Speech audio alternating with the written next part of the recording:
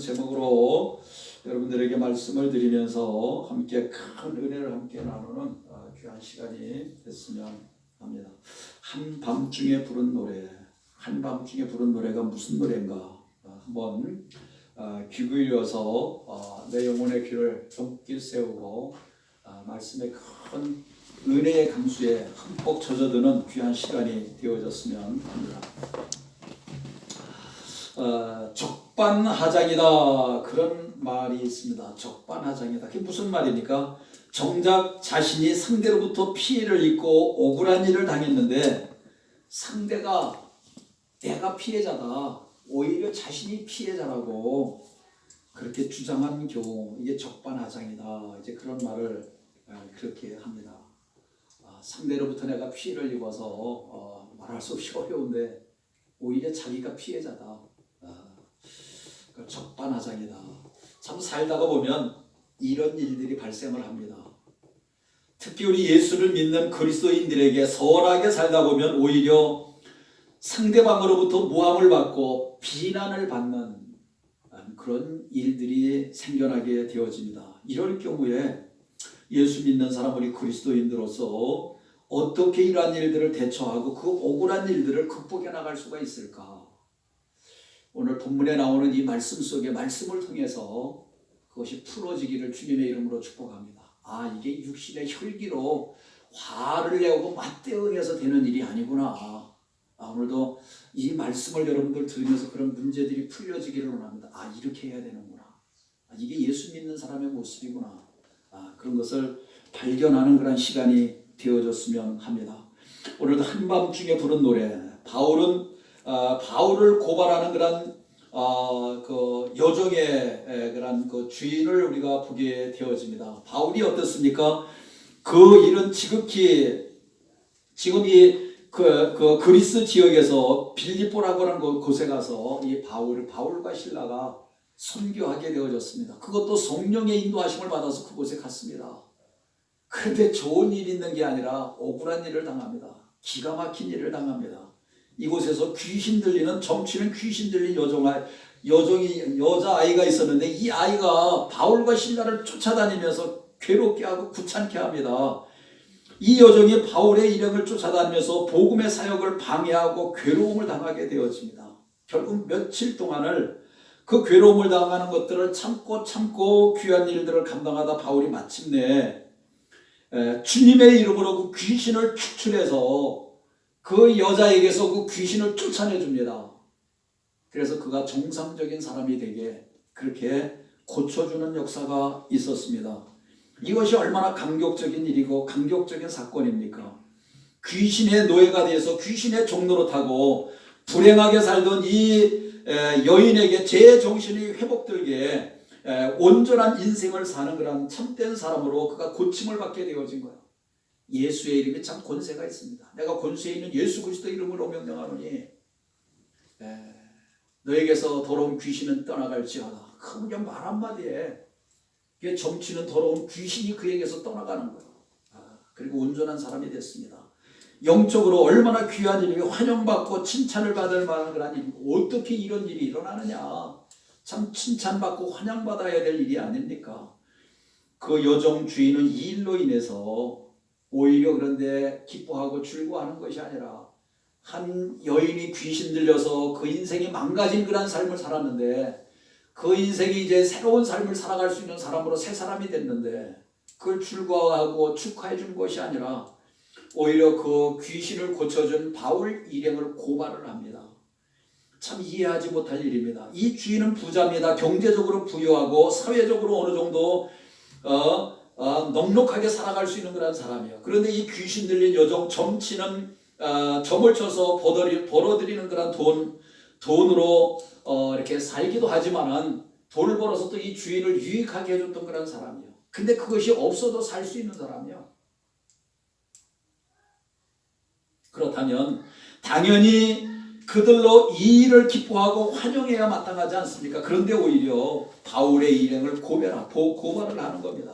정말 어처구니 없죠. 이 사건이 바로 그것을 아는 사람들이 있다면 비난받아 마땅한 일인데 그럼에도 불구하고 그는 분노해서 바울의 일행을 고발합니다. 고소합니다.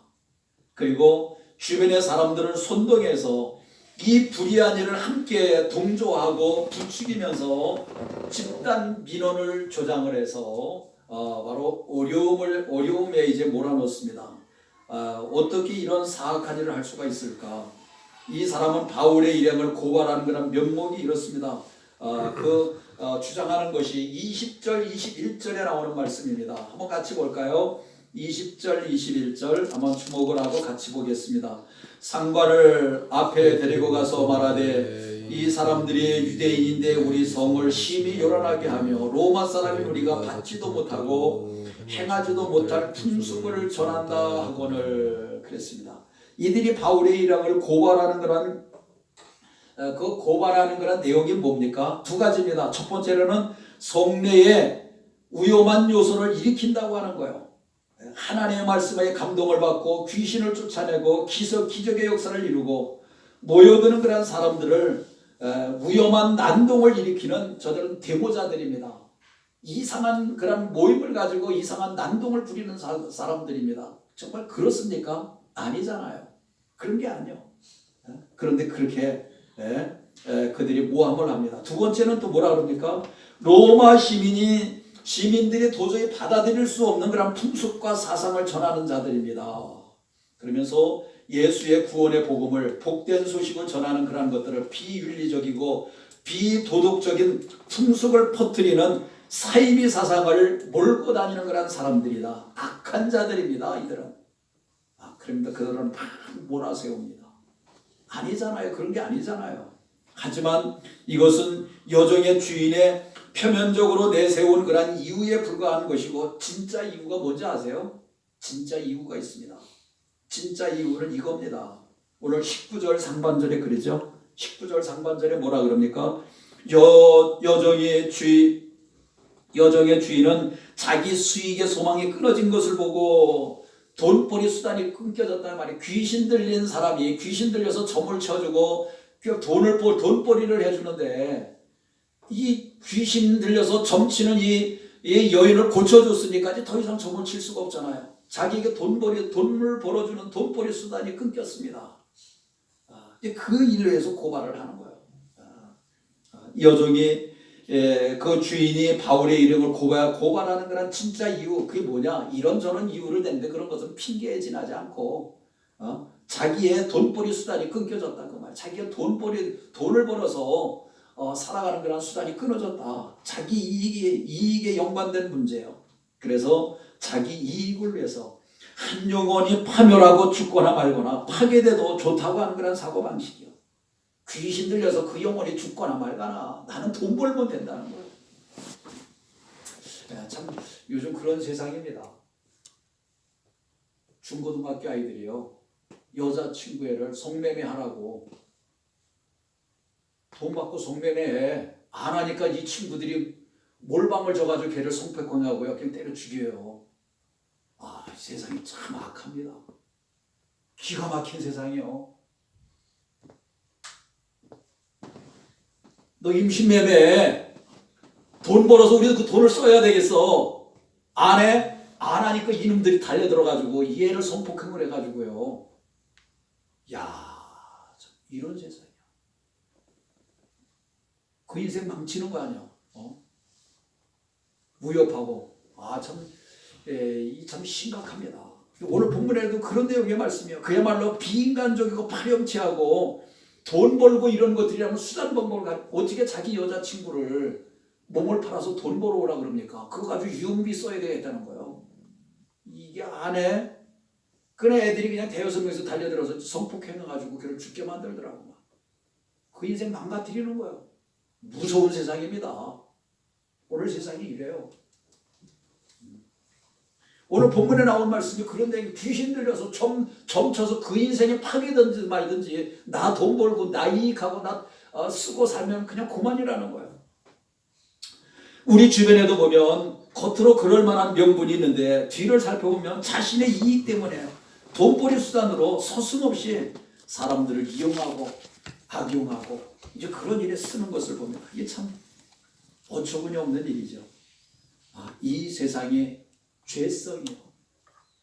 악한 원수마귀, 악한 것들이 이 세상을 지배하고 있어. 그런 영향력 하에 사람들이 살아가고 있는 겁니다. 이 죄 때문에 세상이 타락하고 고통을 당하고 있는 것입니다. 이런 숨겨진 죄성을 분별하지 못하고 사람들은 악한 선동에 속아서 이제 그 외침을 당하는 그런 것을 봅니다. 바울을 죽여라, 바울을 죽여라, 저놈 죽여라, 신라를 죽여라, 신라. 저들이 우리들이 알지도 못한 것들을 전하고 돌아다닌다. 아니 복음 전해서 살리고 그들을 죄악 가운데에서 저들 구원받기를 원해서 복된 소식, 귀한 소식, 복음을 전하는 그들에게 돌팔매질을 하는 거야. 바울 저놈을 죽여라, 바울 죽여라. 우리들이 알지도 못할 이상한 소리하고 떠드는 이 땅을 선동하고 돌아다니는 놈들이다. 신라를 죽여라, 바울과 신라를 죽여라. 야, 기가 막히지 않습니까? 이런 군중들의 소리를 보고 그거 관리들은 바울과 신라를 끌고 가서 얼마나 심하게 매를 쳤는지 모릅니다. 사실을 알아보지도 아니하고 어디서 잘못되어는 것을 알아보지도 아니하고 말이에요. 군중들이 맹목적으로 소동 같은 그런 것에 고발하는 것들을 가리켜서 부당하게 그냥 그들을 막 구타하고 때리고 그런 것을 봅니다. 억울하게 고난받는 바울과 신라죠. 얼마나 억울합니까? 굿뉴스, 복된 소식을 그들에게 알려주고 죄악된 세상에서 바르게 사는 법을 그들에게 복음을 전해주었건만 그 돌아오는 것은 반대로 돌아옵니다. 반대로. 오늘도 그렇게 우리에게 반대로 돌아온다고 하더라도 우리 기죽을 거 없습니다. 때리면 매 맞읍시다. 오늘도 바울과 신라 입장에서 얼마나 억울하고 부당한 일입니까? 어찌 보면 바울이 당하는 많은 고통 중에서 가장 애매하게 가장 부당한 일을 당하는 그런 아마 일이 아니겠는가 그런 생각을 합니다. 있을 수 없는 일입니다. 재판도 안 했는데 그냥 막 구타하고 막 얼마나 막 사람을 때렸는지 죄목을 따져보지도 아니하고 뭐가 잘못되는지 알아보지도 아니하고 죄를 밝혀서 이런 체벌을 가능해도 이게 뭐 정당할까 말까 그런데 누가 잘못하고 누가 잘하고를 떠나서 바울과 신라는 그냥 구타를 당하고 매를 맞고 그런 거예요. 얼마나 억울한 일입니까? 일방적으로 고발인들의 말만 듣고 옷을 벗기고 그냥 때렸다 그랬습니까? 그냥 때려도 아픈데 옷을 다 벗기고 그냥 맨살에 막 두드려 팼으냐. 기가 막힌 일입니다. 맞는 입장에서 보면 참으로 기가 막힌 노릇이죠. 억울하기 짝이 없는 일입니다. 바울과 신라의 편에서 보면 부당하고 억울하기 짝이 없는 얼마나 억울한 일입니까? 자기들이 뭘 잘못했습니까? 그런데 오늘 본문에서 보면 바울은 매를 맞을 때 왜 때리느냐? 좀 알아보고 때려라. 얘기 좀 한번 해보자. 재판장을 한번 만나보자. 이곳의 시장을 한번 만나보자. 한번 따져보자. 왜 매를 맞아야 되는데? 왜 매를 맞아야 되는데? 그저 그들은 주님을 생각하고 하나님을 생각하고 십자가를 생각하면서 부당하게 보이고 고난을 감수하면서 그들은 그냥 그 매를 아무 소리 없이 그 매를 맞았습니다. 베드로전서 2장 19절에 보니까 이런 말씀이 있습니다. 부당하게 고난을 받아도 하나님을 생각하며 슬픔을 받으면 슬픔을 참으면 이는 아름다우니라. 베드로전서 2장 19절. 부당하게 고난을 받아도 하나님을 생각함으로 슬픔을 참으면 이는 아름다우니라. 그런 내용의 말씀이 있습니다. 바울은 왜 이렇게 했을까요? 내 좁은 생각 부당한 것 같지만은 하나님은 큰 경륜 속에서 있어지는 그런 일이다. 그렇게 생각을 했습니다. 우리에게 위헌이 있지만은 하나님께는 필연이 있을 뿐이다. 우리 신앙에는 모든 것이 필연이요. 그 점을 여러분들 잊지 마시기 바랍니다. 하나님이 나보다 더 지혜로우십니다. 하나님은 침묵하고 계십니다. 부당한 일을 당하는데도 억울한 일을 당하는데도 하나님은 침묵하고 계세요. 침묵이라고 하는 책이 있습니다. 일본에서 막 어려운 가운데 예수 믿는 사람들을 막 죽이는데 바다 민물이 싹 빠져나고 말뚝을 막아놓고 예수 믿는 사람들 잡아다가 말뚝에다가 붙잡아 매놓는 거예요. 그걸 쫙 쳐다보면서 밀물이 싹 빠져나가 밀물이 막 밀어오면은 밧줄에다가 막 그 말뚝에다가 사람들 거기다 예수 믿는 사람들 붙잡아 매고 밀물이 막 밀려들면 물속에 잠겨서 죽는 거예요. 한두 사람이 아니라 그렇게 하는 게. 하나님 보세요. 하나님 보세요. 왜 침묵하고 계세요? 왜 침묵하고 계세요? 아무 말이 없어. 그들은 단지 예수 믿는 것 때문에, 복음 전했다고 하는 것 때문에, 일찍이 예수 그리스도를 나의 주님으로 영접하고 그를 예수 믿는다고 하는 것 때문에 이렇게 순교당한 사람들이 하나둘입니까? 하나님은 침묵하고 계시는 거예요. 잠잠한 거예요. 침묵하고 계십니다. 진정한 신앙은 고통 앞에서 침묵하시는 하나님을 바라보고 묵묵히 그 고통을 수용하는 것이에요. 한밤중에 부른 노래. 오늘도 바울과 실라는 억울한 누명을 뒤집어 쓰고 부당하게 심한 매를 맞았습니다. 얼마나 심한지 매를 맞다가 그들은 기절해서 쓰러졌습니다. 옷을 벗기고 얼마나 잡아폈는지. 뭐 잘못한 거 있습니까? 복음 전한 것밖에 없습니다. 귀신 들려서 자기를 어떻게 해서 얼마나 막 며칠 동안 참다가 계속해서 쫓아다니면서 복음을 방해하니까, 말씀을 전하지 못하게 막으니까 더러운 귀신을 내어 쫓은 거 아니에요. 그걸 고쳐준 거 아니에요. 얼마나 심했는지 심하게 매를 맞았는데 잠시 기절했습니다. 본문에 살펴보면 바울과 실라가 매를 맞고 기절했다가 밤중에 깨어난 것 같습니다.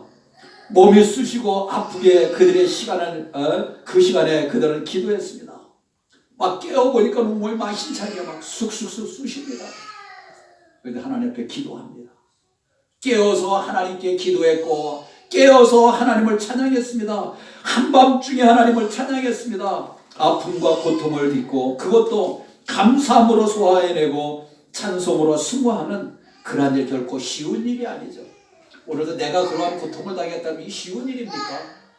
그 고통 가운데 하나님 앞에 기도했고 그 고통 가운데서 하나님을 찬양했습니다. 오늘 25절에 나오는 말씀이죠. 25절 한밤중에 바로 이 시간은 단순히 깊은 밤이라고 하는 그런 의미가 아니요. 이 밤이라고 하는 것은 상처와 고통에 밀려오는 낮에 겪은 일들로 통해서 얼마나 몸이 아픕니까? 그리고 억울함과 분노로 온몸과 마음이 밀려오는 그런 상태를 이야기해주고 있는 거예요. 몸이 욱조여오고 아프고 고통스럽고, 그리고 그들이 얼마나 막 힘들어하고 그런 때, 이런 상황에서 무엇인가 방향이랑 전환이 없다고 한다고 하면은 그 아픔과 분노, 그 고통으로 인해서 몸은 점점 더 병든 그런 마음으로 인해서 우울 상태에 빠지고 우울증에 빠지고 아마 고통 가운데 실험하게 될 줄로 합니다. 그런데 바울과 실라는 바로 그 순간에 뭘 했다고요? 기도할 수 없는 그 순간에 기도했습니다. 그들 무언가의 힘에 이끌려서 성령의 인도하심을 따라서 그들은 기도했습니다. 누구를 원망하고 탓하지 않았습니까? 이게 누구 잘못입니까? 누구 원망하지 않았습니다. 왜 우리가 매를 맞아야 됩니까? 원망하지 않았습니다. 누구를 할 것도 없이 바울과 실라는 하나님 앞에 기도했습니다. 하나님 앞에 기도했습니다. 감사했습니다. 기도가 뭡니까? 생각과 마음을 하나님께로 향하는 거예요. 하나님께로 향하는 거예요. 환경과 여러 가지 보고 막 어렵고 힘든 것들을 원망하고 불평할 수도 있지만 그런 거 보지 않았습니다. 생각과 마음을 하나님께로 향했습니다. 나에게 누명을 씌운 사람, 부당하게 나를 때린 사람, 그 형편없는 인간들을 향해서 생각하는 그런 방향, 그런 것들을 다 돌이키고 뒤로 하고 하나님께 집중했습니다. 하나님께로 드립니다. 그리고 하나님 앞에 기도하고 아뢰는 거예요. 하나님의 능력 없이 바울과 실라가 이 어둡고 고통스러운 그런 자리에서 이런 일들을 할 수가 있었을까? 하나님의 은혜고 성령의 이끌리고 성령의 역사하심이죠.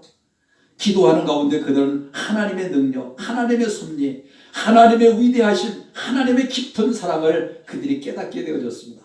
지금 자신이 억울하나 고통보다도 이 고통, 지금 자기들이 그 매맞아서 고통당하고 있는 그 고통보다도 아픈 마음보다도 이 모든 것들을 이기게 하시는 하나님의 은혜를 체험하는 거예요. 그 고통 가운데서 하나님의 은혜를 체험합니다. 오히려 승리를 체험합니다. 은혜를 체험합니다. 그 지하 감옥에서 하나님의 영광을 누리는 놀라운 그런 현장으로 바꾸어집니다. 아비규 안에 매맞아서 피멍이 들고 욱조여오고 아프고 지하 감옥에서 고통스러운데 그곳이 천국으로 변하는 거예요. 오늘도 우리 삶의 현장이 천국으로 변하기를 원합니다. 우리의 가정이 천국으로 변하길 원합니다. 힘들고 어려운 그 삶의 현장이 천국으로 변하길 원합니다. 바울은 거기서 누굴 원망하지 않았습니다. 탓하지 않았습니다. 성령의 인도하심을 따라서 여기 오지 않았습니까? 우리가 복음 가지고 해서 복음 전하지 않았습니까? 왜 우리가 이런 모함을 당하고 매를 받고 고통받아야 누구 원망하지 않았습니다. 환경 바라보지 않았습니다. 하나님을 향하여 기도했고 하나님을 향하여 찬송했습니다. 하나님의 은혜가 그 안에 가득했습니다. 기도 중에 하나님의 은혜로 인해서 바울과 실라는 매를 맞는 것도 감사하고 감옥에 갇힌 것도 감사하고 이대로 죽어도 좋습니다. 하나님 죽으면 천국입니다. 복음 전하다가 이대로 죽어도 좋습니다. 여기가 천국입니다.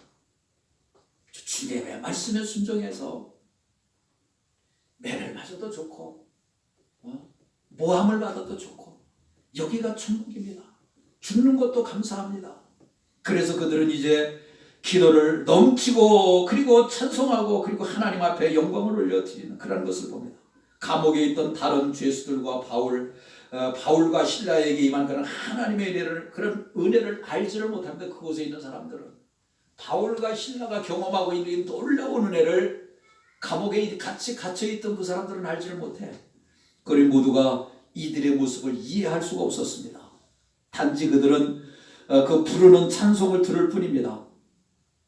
그들은 지금 물리적으로 매를 맞고 지하 감옥에 깊은 감옥에서 고통을 당하고 슬픔을 당하고 있었을 때 하지만 바로 그 순간 그들은 영적인 위치에서 하나님의 은혜의 보좌 앞에 있는 것이죠. 하나님의 영적으로 하나님의 보좌 위에 하나님의 그 빛난 얼굴을 바라보고 그것이 바로 천국이요. 그 고통 가운데 있는데 그것이 천국으로 변했습니다. 참 놀라운 일이잖아요. 이것을 바로 세상이 알지 못하는 거예요. 세상 사람들은 이해할 수가 없습니다. 그곳에 있는 감옥에 갇혀있는 많은 사람들이 바울과 실라의 찬송하는 소리를 듣고 기도하는 소리는 들었을지 모르지만 그 은혜와 감격을 그들은 알 수가 없는 거예요. 은혜의 비밀입니다. 은혜 받은 자만 아는 거예요. 은혜 받은 자만 압니다.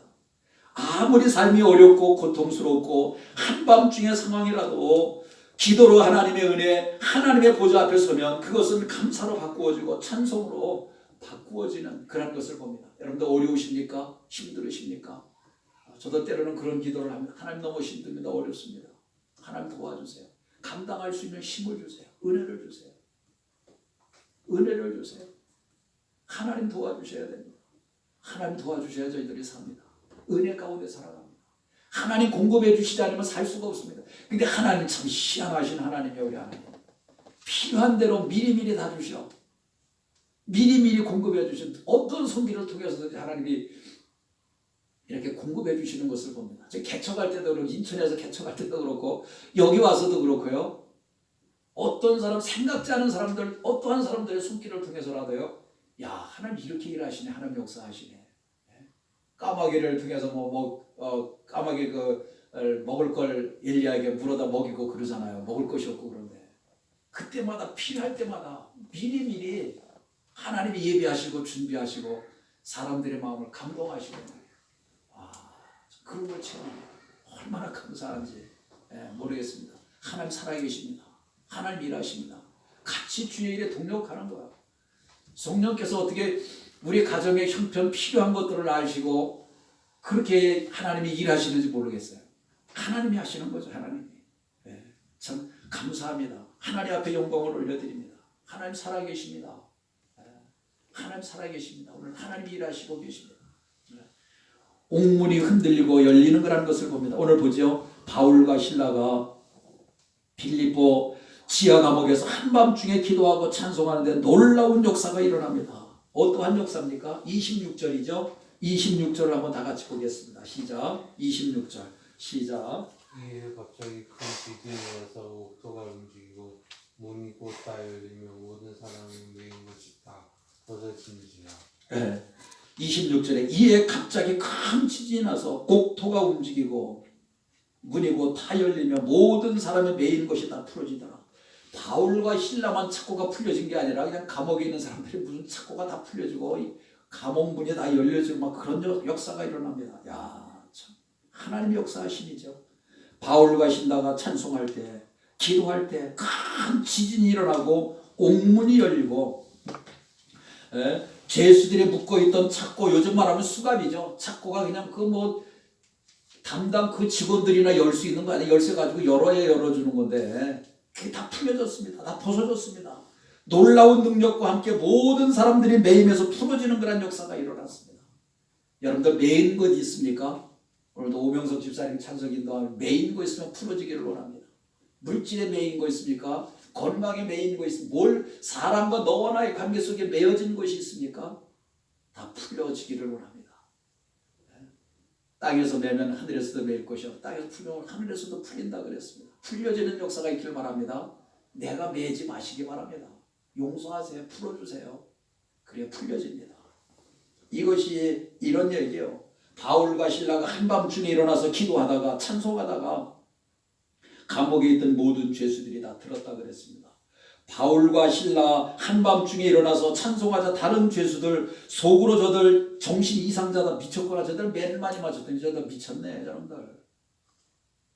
아마 그렇게 생각했을지 모르겠습니다.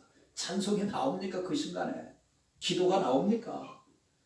낮에 바울과 신라가 매를 맞고 피를 흘리면서 초죽음이 돼서 감옥 안에 그들이 질질 끌려 들어오는 걸 봤는데 그 죄수들이 다 봤는데 그런데 그들이 한밤중에 정신이 깨어나서 기도하다가 감수하면서 찬송하는데 저들이 다 들었다 그랬습니다. 미치지 아니하고는 저런 일은 있을 수가 없는 일이다. 미치지 아니하고는 저런 일이 있을 수 없는 일이다. 미쳐야 됩니다. 오늘도 예수님께 미칩시다. 복음에 미칩시다. 그러면 그런 일이 일어납니다. 할렐루야. 이건 맨정신으로 안 되는 일이에요. 맨정신으로 그렇게 복음 전하고 예수님과 하다가 억울하게 매를 맞고 얼마나 억울하고 분이 터집니까? 속상합니까? 근데 그 밤중에 쑥 들어 매 맞고 기절해서 쓰러졌다가 일어나 보니까 온몸이 아프고 쑤시는데 일어나서 감사기도하고 기도하다가 또 찬송하고 기적이 일어나는 그런 역사를 봅니다. 억울함과 고통 속에서 그들은 감사했고 기도했고 찬송하는 거 도저히 이해가 불가능하기 때문에 그렇습니다. 실제로 저들은 미친 것이 아닙니다. 저들은 지금 하나님의 임재 속에 있는 거예요. 하나님의 놀라운 은혜가 임재가 그들을 덮고 있는 거예요. 하늘의 놀라운 평강이 그들을 덮고 있습니다. 하나님의 은혜의 보좌 앞에 그런 놀라운 은혜들을 지금 누리고 있는 것입니다. 감격스러운 일이요. 오늘도 이런 일들이 우리의 삶의 연장에 함께하기를 주님의 이름으로 축복합니다. 얼마나 살기가 팍팍합니까? 힘듭니까? 많이 힘드시죠? 코로나로 너와 나와의 관계 속에서 서로 사람들 대면하기도 그렇고 뭐 하기도 그렇고 바울과 신라가 기도 속에서 하나님의 은혜의 보좌 앞에 그 지하 감옥에서 펼쳐지고 있는 그런 놀라운 것을 봅니다. 하나님 최고로 다운되고 낮아지고 그 지하 감옥에서 말이에요. 하나님의 놀라운 역사를 하나님의 임재를 그들이 경험하고 있는 것을 봅니다. 바울과 신라가 미친 것이 아니라 지금 그들은 믿음대로 하나님과 은혜의 보좌 앞에 있는 증거에 하나님이 그들과 함께 하십니다. 사드락과 메삭과 불꽃 가운데서 하나님이 함께 하셨던 것처럼 다니엘이 사자굴에서 그곳에서 하나님의 임재가 함께 하셨던 것처럼 사자들이 입을 봉하셨다고 그랬잖아요. 죽도록 매맞고 그 감옥 속에서 하나님의 임재를 그 놀라운 은혜를 경험하는 거예요. 그곳에서 빌립보 감옥에 임한 하나님의 임재의 기적입니다. 성경은 하나님을 믿고 감사하면서 찬송하는 사람들을 통해서 하나님의 구원의 역사가 나타나고 있는 것을 봅니다. 시편 50편 22절 23절에 이런 말씀을 해주고 있습니다. 하나님을 잊어버린 너희여 이제 이를 생각하라. 그렇지 아니하면 내가 너희를 찢으리니 건질 자가 없으리라. 감사로 제사를 드리는 자가 나를 영화롭게 하나니 그의 행위를 옳게 하는 자에게 내가 하나님의 구원을 보이리라. 아멘. 다시 한번 보겠습니다. 하나님을 잊어버린 너희여 이제 이를 생각하라. 그렇지 아니하면 내가 너희를 찢으리니 건질 자가 없으리라. 감사로 제사를 드리는 자가 나를 영화롭게 하나니 그의 행위를 옳게 하는 자에게 내가 하나님의 구원을 보이리라. 할렐루야. 하나님의 구원을 보이리라. 하나님 앞에 그 어려운 가운데서 죽도록 매맞고도 하나님 앞에 감사 기도를 하고 하나님 앞에 찬양합니다. 하나님의 놀라운 임재, 하나님의 은혜가, 구원의 역사가 이루어지는, 완성되어지는 그런 것을 봅니다. 바울과 실라와 같은 시련 속에서 기도하고 찬송하는 사람들이 그리스도인들이요. 우리는 원망하고 불평하지 않습니까? 좀 어렵다고 우리가 원망하고 불평하지 않나. 우리 상대방을 이해하고 어려운 가운데서도 오늘도 귀한 일들을 감당할 수 있는 저와 여러분 우리 모두가 될 수 있기를 주님의 이름으로 축복합니다. 주님의 이름으로 축복합니다. 그리스도인이란 하나님을 믿고 은혜의 생활을 체험하고 그것을 증거하는 사람들이 아닙니까? 어떠한 형편에서든지 하나님을 믿고 하나님 앞에 감사하고 찬송하며 살 때 은혜로 인한 하나님의 영광의 역사가 일어나게 되어지는 줄로 믿습니다. 우리 그리스도인이란 이 빌립보 지하 감옥에서 한밤중에 기도를 통해서 은혜로 소화하고 하나님 앞에 영광 중에 기도하였던 것처럼, 그리고 하나님께 감사하면서 하나님 앞에 찬송하고 하나님 앞에 영광을 올려드린 것처럼, 기적을 체험하는 역사가 있었던 것처럼, 그 삶의 현장에 우리의 삶의 이 현장에 우리의 삶의 현장에도 함께 역사하기를 주님의 이름으로 축복합니다. 우리의 가정 가운데, 우리 교회 가운데, 삼척시 도계읍 가운데, 이 대한민국 가운데 코로나로 말미암아 참 어렵잖아요. 힘든 삶을 살아가고 있잖아요. 그럼에도 불구하고 오늘도 하나님 앞에 감사하고 찬양하고 하나님 앞에 영광을 올려드리는 하나님의 임재가 함께하고 하나님의 은혜가 하는, 하나님의 도와주신 은혜가 함께하는 그런 은혜가 함께하기를 주님의 이름으로 축복합니다. 코로나19로 인해서 전 세계가 어렵고 우리가 어렵고 지금 살아가는 시대 얼마나 어렵습니까? 어디 들어가려면 마스크 왜 안 쓰고 들어가냐고, 마스크 쓰고 들어가고, 마스크 안 쓰고 들어오면 못 들어온다고. 너와 나의 그 모든 대화 이런 것들이 참 단절되어지고 만나는 것들을 서로 기피하고 그런 세대에 우리가 살아갑니다. 마치 막 감옥과 같습니다. 바울과 실라처럼 하나님을 바라보고 믿음으로 은혜의 보좌 앞에 여러분들 나가는 살아가는 성도들이 되시길 주님의 이름으로 축복합니다. 믿음의 찬송으로 은혜의 보좌를 움직여서 불안과 두려움의 세계를 향해 그런 것들이 다 떨쳐버리고 평안과 소망을 전하는, 복음을 전해줄 수 있는, 참된 진리를 전해줄 수 있는, 메시지를 전해줄 수 있는 우리 도계 침례교회 사랑하는 성도들, 오늘도 예배를 드리면서 이 말씀을 듣는 여러분들 될 수 있기를 주님의 이름으로 축복합니다. 인생의 깊고 어려운 한밤중 이 바울과 실라처럼 믿음의 사람들만이 할 수 있는 기도와 찬송, 은혜의 보좌 앞에 여러분들 열고 나아가는, 그리고 하나님 앞에 영광 올려드리는 그런 삶이 되기를 주님의 이름으로 축복합니다. 그래서 주님으로부터 자유와 회복, 복된 역사를 누리는, 그리고 그것을 전파해주는 하나님의 저들 함께 하시는 사람들이다. 이 어려운 때에 하나님과 동행하는 사람들, 하나님의 역사하시는, 하나님 붙잡고 쓰시는 사람들이다. 누가 말해요? 주변에 있는 사람들이 우리